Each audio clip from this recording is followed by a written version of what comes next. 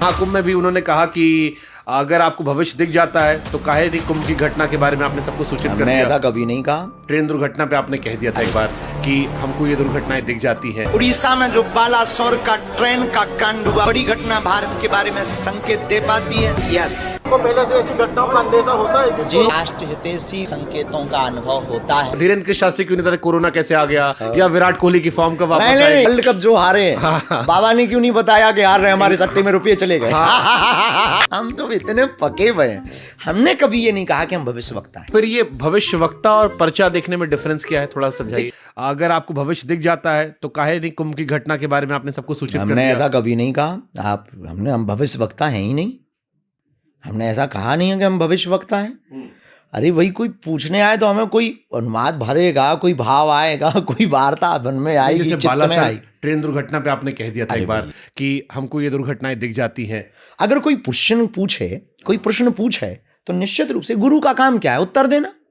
जो भी जिनकी सामर्थ्यता होती है वो अपने हिसाब से देते। हमें जो बागेश्वर वाला जी या सन्यासी बाबा का आभास होगा, मन में जो प्रेरणा लगी, हम उत्तर दे देते हैं। हम भविष्यवक्ता नहीं है और हम इस देश में भविष्यवक्ता स्वयं बनना भी नहीं चाहते।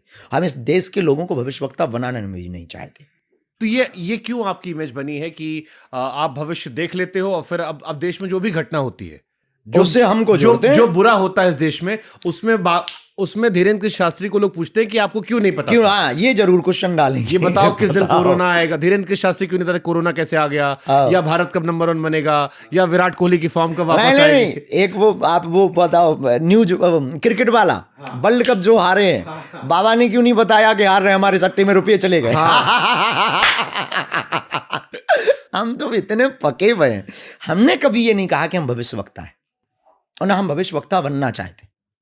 अगर भगवान हमको मौका दे तो हम भविष्य निर्माता बनना चाहते और लोगों को भी भविष्य निर्माता बनाना चाहते, वो भी अपने भविष्य का खुद निर्माता। तो फिर ये भविष्यवक्ता और पर्चा देखने में डिफरेंस क्या है, थोड़ा समझाइए। देखिए, भविष्य देखना एक अलग है, हाँ, वर्तमान सिचुएशन को बताना एक अलग है। भविष्य के क्या घटित होने वाला, भविष्य का मतलब है कि क्या घटित होने वाला। ठीक है। तो अंदाजे से तो मौसम विभाग भी बताता है, वो भी तो भविष्य बताता है मौसम विभाग कि 3 दिन बाद बारिश आने वाली है, ओले आने वाले हैं, और नहीं भी कई बार आते हैं।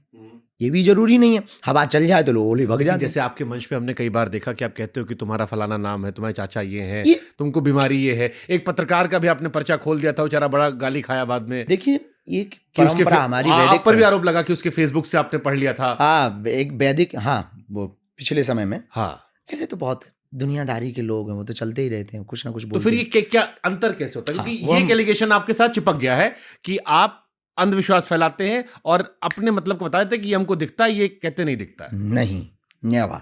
हमने कभी ये नहीं कहा कि हमको क्या दिखता क्या नहीं दिखता। हमने ये कभी दावा नहीं किया कि हम भविष्यवक्ता हैं।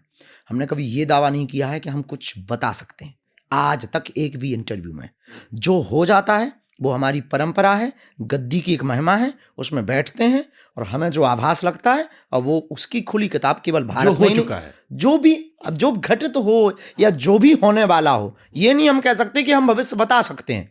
मान लीजिए अगर मूड बना, और वो परंपरा है, गद्दी है, जो हमारे दरबार की परंपरा चल रही, जो हमारी प्राचीन संस्कृति की परंपरा है, हमें हनुमान जी महाराज का जो भी प्रसाद गुरु जी ने दे रखा, उसके भरोसे पे कुछ अगर आभास लगेगा तो हम कह देंगे। मान लीजिए आप 2 किलोमीटर की रफ्तार की चाल पे चल रहे हैं, तो अगर लगा कि आप 2 किलोमीटर में इतना जो है तय कर सकते हैं तो बता सकते हैं भाई आप। मतलब ऐसे हम अगर पूछे कि हमारा ब्याह कब होगा तो आप नहीं बता सकते हो। काहे को अर्जी लगाओ। या हमारे कई बच्चे होंगे, अगर ऐसे सीधे पूछे तो ये नहीं। देखिए, ये विषय अलग है, ये विषय अलग है। हम पूछें तो बताएं।